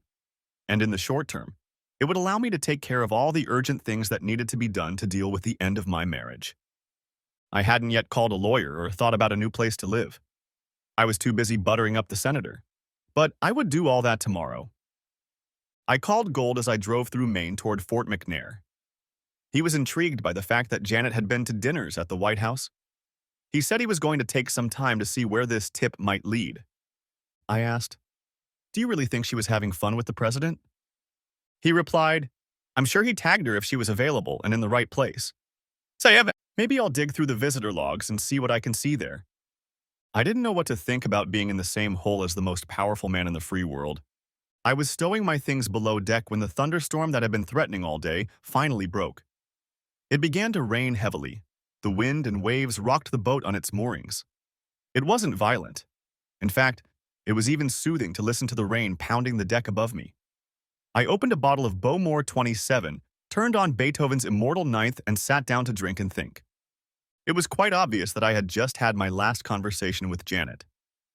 I struggled with the fact that I would be alone, probably for the rest of my life. I knew I could never trust another woman, at least not enough to let her into my life. It was all too painful, and I had no desire to repeat the experience. I understood the context. Janet was trapped in power, and she loved being there. Politicians come and go, but actors like Janet live in a Darwinian culture. And it's only natural that she gravitates toward the person with the most influence. Janet is gorgeous, and Simpson wanted her, so he used his influence to get her. Case closed. Janet got the short-term fame and sense of self-importance that comes when one revolves in circles of true power. It would have been a smart choice if she hadn't been married. But now that the senator was gone and I was gone, she had absolutely nothing. Janet had already called several times. I had not the slightest desire to listen to further reasoning. I would delete her voicemail later. The phone rang again as I finished my heavenly drink with 2 fingers. This time it was Kari. I glanced at the clock. It was 12:30 at night. I asked, "What's up, baby girl?" She replied, "Geez, Paul, are you okay? Janet just called me completely hysterical. She said you left her and she doesn't know why. She still hasn't seen the video." I grinned and said, "She thinks a blazing 5-month affair with a senator is no big deal. She says she was just having fun with him for the good of the country. She can't understand why I'm making such a fuss about it." I added, "So I'm going to live on the boat until I find a place of my own." A heavy roll of thunder rumbled overhead. I added, It's tied to the pier, so I won't need lifeboats. She laughed and said, "What's the matter? Do you want me to come over?" I grinned and replied, "The sleeping quarters will be the same as Saturday night, so not likely. I'm starting to feel a little better about my life and don't want to complicate things just yet." But one thing still bugs me. After listening to Janet's ramblings, I'm beginning to wonder if I haven't spent 10 years married to a fake woman. The one I'm socializing with doesn't have the slightest moral compass. Carrie said, "It happens. Women grow up creating an image of themselves based on the morals that society imposes on us. It's something we internalize and reflect back to ourselves.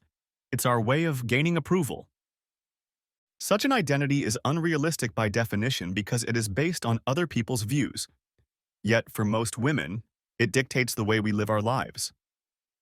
And so it goes on until temptation comes our way. This is when a woman discovers that she finds it difficult to say no to her baser instincts. To say no to such a tempting thing requires a real realization of its cost. And it seems that Janet has yet to deal with her inner slut. Janet likes to have fun, right? I replied, "Definitely." "So that's it," Carrie replied. "I'm not saying she's schizophrenic. I'm just saying that the woman you were talking to is an evolved version of the Janet you used to know. She still sees herself as your loving wife. It's just that she's made a new discovery. The Janet you fell in love with likely still exists, exactly as she used to be. But the new one, the Janet who discovered she could use her body to manipulate powerful men, will continue to rationalize her promiscuous behavior. It's as if she now has an evil sister. And that sister will continue to commit uncontrollable and self-destructive acts until the old Janet learns to channel her natural impulses into a more constructive approach to life." I said, "Wow, this is really heavy stuff. How did you become so wise?"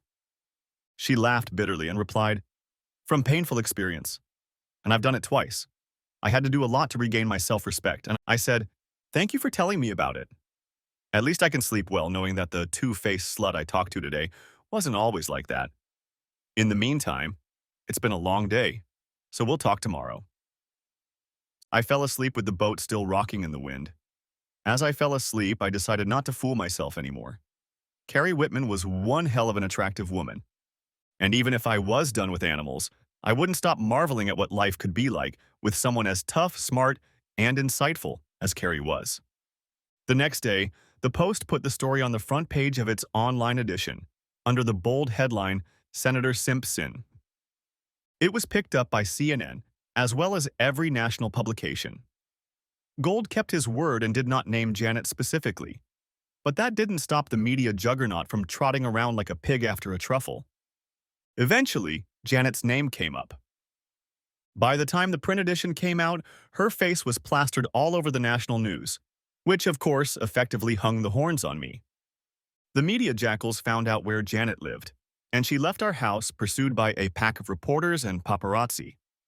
I watched this turmoil on the local news. It was heartbreaking that the person you once loved looked so defeated.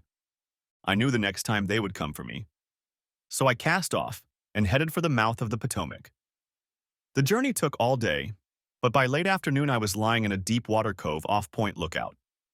My mysterious disappearance and information about my intelligence activities had set off a storm of speculation that lasted for the usual 15 minutes allotted to the media. The jerk kept saying all day that there was not a shred of truth to the rumors of infidelity, that they were lies made up by a jealous husband. So I used up my entire data plan to upload videos of his misadventures to separate sites. I then sent the URLs to TMZ. The worldwide interest this story generated practically blew up the internet. Given the rumors swirling around town about the president's connection to Simpson's mistress, I'm sure the White House would have ordered extradition if it thought it could get away with it. Instead, it decided to throw Simpson under the bus. Amazingly, all of this happened within 36 hours. And then Gold pulled off the big one. Thanks to what I'd given him, the Post researchers had no trouble following Simpson's muddy footprints to the buried treasure. And so the evening edition of the paper came out with a long and detailed story about the corruption and cronyism of Washington insiders. The author of the article was Gold. I thought, do I smell a Pulitzer? Nothing like a hint of scandal to get all the politicians in a circle. His buddies in the Senate forced Simpson to resign the very next morning. The former senator then found himself in the process of prosecuting the attorney general for extortion and bribery. His wife returned home to her daddy, who owned most of the valuable land in that state. Fulfilling the prenup was a given, but in his interview on the Today Show, Daddy also hinted that he was exploring ways his favorite lawmakers could make drawing and quartering legal in his home state. I'm excited to see the plan come to fruition. I made the necessary phone calls while I exposed the antics of my soon-to-be ex-wife. I've always had a personal college buddy. Given what we do, legal advice is an integral component of Intel's private business. I didn't need to explain the context. Thanks to the 24/7's press, you'd have to be living under a rock not to know about my situation. He asked me what happened. I replied, "She drank the Kool-Aid they serve on the Hill." That was all that was required, and it was enough. He said, "Don't worry about anything, Paul. I'm not going to ask where you are. I suppose you're hiding from the press." I replied, "They'll never find me." Jim continued, "I already have your power of attorney and will make all the necessary legal and financial arrangements. Tomorrow night, I'll send it to the court.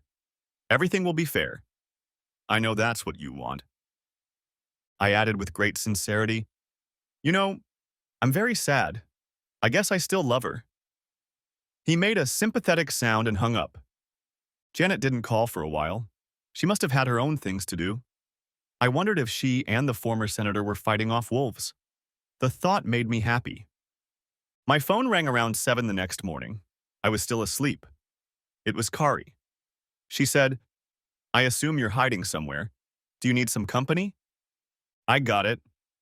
After all the offers and rejections, I realized what she was telling me. I pondered this for a few meaningful seconds. This woman has been an important part of my work life for a very long time. In fact, over the past almost 4 years, I had interacted with her perhaps more than I had with Janet. She was my only friend and companion during my recent troubles. She possessed a feminine wisdom that was boundless in both scope and depth. And she was breathtakingly beautiful. And she was clearly in love with me. The question was whether I was ready to start a relationship with a woman before all the debris of an old relationship fell to the ground. I had a necessary confrontation with Janet face to face, and any prospect of reconciliation was negated by my national exposure as her clueless husband. So the past was dead, and the road ahead was open. But the question was whether I wanted to jump into the fire with a potentially heartbreaking woman like Carrie. If I invited her aboard, I knew we'd be doing it, and I wasn't sure I was ready for those consequences. But despite all my Hamlet-like hesitations, I absolutely knew one thing. I really needed Kari, and I wanted her by my side. So, after an awkward pause, I said, "You can come, but it will probably be the end of our careers. I'm leaving this den of iniquity forever. Do you still want to accompany me?" Without a second's hesitation, she replied, "Where do I meet you?" And I picked her up at the wharf in Reedville, just over the Virginia border. She parked her car in the lot where the boats are stored. I gave them $200 to leave her there unattended until I could find someone to pick her up. I called my boss, the owner of the company, and told him that given the press buzz, I wouldn't be able to be effective. I told him that Carrie was with me and that she hadn't made any decisions yet. Carrie was dressed in her classic uniform, t-shirt, skinny jeans, and loafer shoes. She had a medium-sized bag with her that held the rest of her belongings. She was glowing with happiness as we pulled onto the Chesapeake and headed south. I asked her, "Do you want to put up a sail?" She replied, "Sure. If I'm going to be your helper, I need to learn everything." I showed her the winch and motor and started hoisting the sail while she steered the boat. The weather was beautiful, as it often is in the fall on the Chesapeake. As soon as the sail filled and cracked, the boat lay on starboard tack. I returned to the helm, and she sat down beside me. For a couple minutes, we stared at the water. Then she asked, "What does that mean, Paul?" I didn't need to ask what she was talking about. I said, "You'd have to be an idiot to get burned that badly, and then turn around and get involved with an even hotter specimen, especially one who's a decade younger. But it's so right. And I think you feel the same way. As long as we're honest with each other and always talk things out, I think it's going to work for a while. And I'm willing to take the risk even though it seems like the dumbest thing to do when you think about it rationally." She looked at me with huge cat eyes and said, Nothing good happens without an outstretched hand, and the effort it takes to maintain a healthy relationship is the hardest part. The only thing I promise you is that I won't give up on you. She gave me her dimples and said, I've been through a lot more of this kind of thing than you or Janet, and I know all the pitfalls. I know you've been hurt by someone you trusted. I would never do that to you, but there's no way I can prove it except through time. In the meantime, I want this to go as stress-free as possible. It's a very brave thing to start something with me, and I feel the weight of responsibility it entails. You will never regret it. We spent the first night in Mob Jack Bay, away from the boat traffic at the mouth of the James River. I cooked a small dinner of rice and crab meat with a light Old Bay seasoning. Carrie drinks beer, not wine, and we washed it all down with a cold Yuengling and admired the sunset. She cozied up in my arms on the bench at the port side. She seemed to be concentrating. Then she said, Does this seem as unreal to you as it does to me? 2 weeks ago, we had just kicked gold out of your office and you were happily married. I wondered. It was as if the incredible force of the emotions spewed out during that time, combined with the sharp and swift revenge, had created a rift in the time-space continuum, and every aspect of what I knew as reality collapsed. Now it felt like Carrie had always been here, in my arms, and my 10-year marriage to Janet was something that happened to a different person. It wasn't a fake time travel story I'd made up to justify my merry sailing off into the sunset. It seemed as if the universe itself was rearranging itself so that what was originally supposed to happen would happen. I loved Janet unconditionally. I'd never even looked at another woman, and I wouldn't be here if I hadn't been dictated to. But it was as if fate demanded it.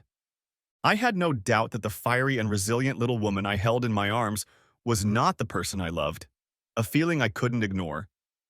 Carrie had always been close to me. From the very first day she showed up for work, looking like the smartest, most eager girl. And she'd never given me the slightest hint that there was anything between us. Unless it was a relationship between two close friends at work. I never had romantic feelings for her. She was my assistant and peer. But this strange new bond had sprung up under the white heat of infidelity, and our time with Janet was irrevocably over. I hated to destroy my marriage so quickly, but the consequences of her betrayal were simply devastating. Janet was dead to me, and Carrie had become irreplaceable. I saw Carrie in a new light, a light that made me see the woman she really was.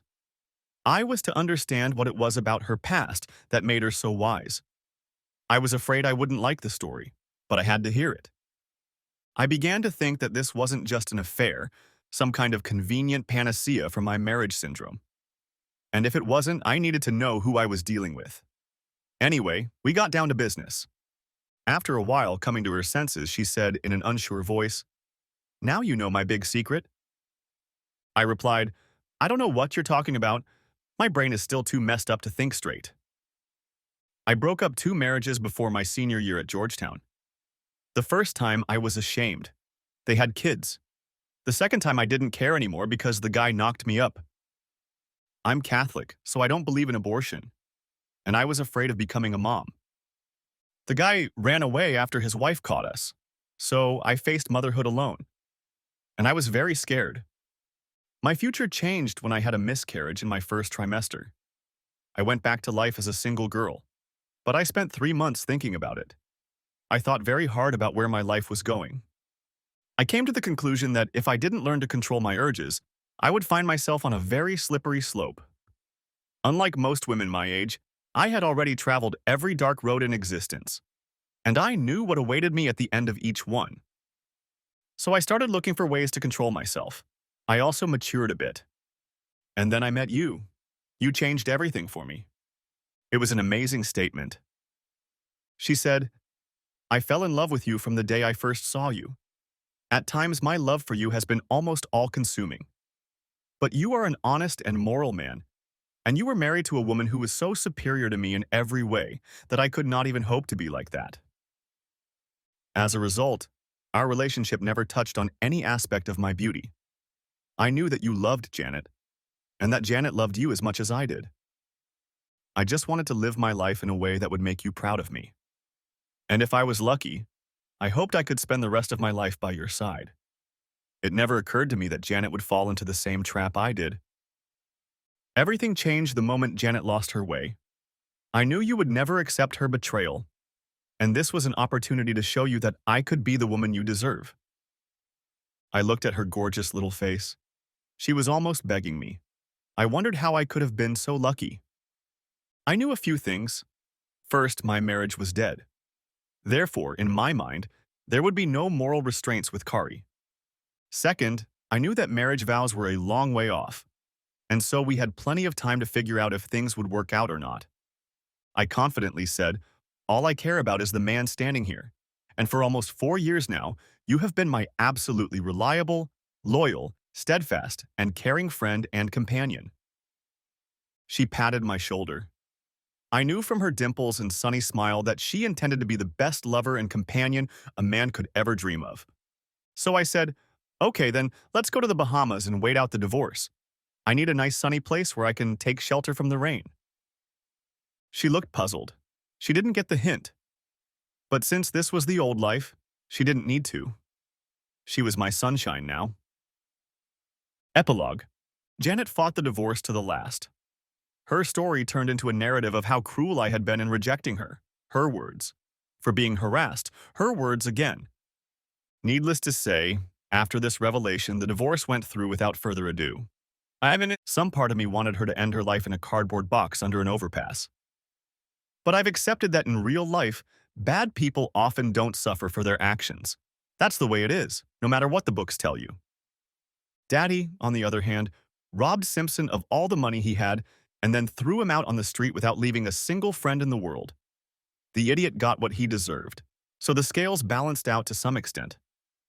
Meanwhile, my exquisite lover and best friend had become a Freeport celebrity.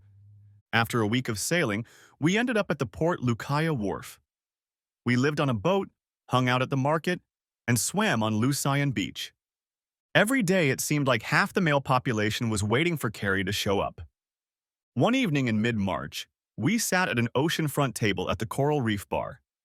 It was another perfect Bahamian evening. The setting sun was coloring the tropical sky with reds, oranges, and purples. She looked up at me with her eerie green cat eyes. Her glowing blonde hair, perfect golden skin, and white dress complemented her stunning appearance flawlessly. I said, "I have something to ask you." She replied, "Sure." But she didn't let go of my hand. I said, "You'll have to let go of my hand so I can do it." She looked disgusted. I got up, walked around the table, and knelt down next to her. She saw this happening and started crying. I held out the ring and said, "Carrie Whitman, do me the honor of becoming my wife." She cried on my shoulder saying, "Yes, yes, 1,000 times yes," and burst into happy tears. The people around us applauded. We were married by the priest at Mary Star of the Sea Church. She wore white and I wore my best guayabera. The next week we sailed back. We both needed to find work to our heart's content, but we were both tired of playing commercial intelligence. So we opened a boutique, catering to some of our former clients. We made a lot of money from that, but the main thing was that we always worked together. Janet and I had different careers, and eventually that separation led to our demise. Carrie and I shared everything and always focused only on each other. Now, if we weren't the perfect couple, such closeness would inevitably lead to friction. But the more we worked together, the closer we became. One Saturday morning, Carrie came in from a mysterious meeting. She entered the room where I was working. She said worriedly, "Paul, we need to talk." I thought, oh my God, this is serious. I followed her out onto the terrace. We now lived in McLean and had a big, beautiful backyard. We sat in the familiar chairs and looked at the flower beds. She said, "I've just been to the doctor and he confirmed something I need to tell you about." I thought, oh shit, that's a big S. She looked even more concerned and said, "I've been unprotected for the last few months because I want your baby." I was going to discuss it with you before things went too far, but it looks like they have already gone too far. I'm 2 months pregnant. We're about to become parents. I know we promised we'd always talk about important things like this, but I didn't think it would happen so soon. She looked at me uncertainly, as if I might kick her out for daring to bear my children. I remembered how her last pregnancy had gone and realized I had to be gentle. I took her hand and said, I didn't think you could make me happier, but you did. Her face lit up as if all the worries in the world had vanished. She gave me a full set of dimples and said, I love you. I will always love you. And now there is another person who will love you. I said, Kari, it's almost fate that I went from the worst moment of my life to the best with you. But it happened, and it's all because you are who you are. I will love you more than you love me, because you have given my life meaning I didn't even realize I had. Now let's start buying things for the nursery. I need to spoil the girl. She asked, what if it's a boy? I replied, a woman like you can't give birth to anything but an exceptional firstborn. And I was right. Little Eliza Schmidt was an exact replica of her mother. The same devotion she gave to all four of our children. It was a beautiful life. Epilogue to epilogue. I was lying in a hospital bed when they all arrived. Kari was well into her 70s, but as far as I could tell, she was as beautiful as ever. I knew I didn't have long to live, but thanks to my angel, I was living life to the fullest. I took her hand in mine. She smiled her dimpled smile. I whispered, I love you. She squeezed my hand, too panting to speak. When she spoke, the room shrank to a single point of blinding light. Slipping away, I heard only the sobs of family members. I didn't feel the slightest fear. I knew I would see her on the other side. Thanks for watching. I hope you enjoyed it, so subscribe to my channel and watch the next video.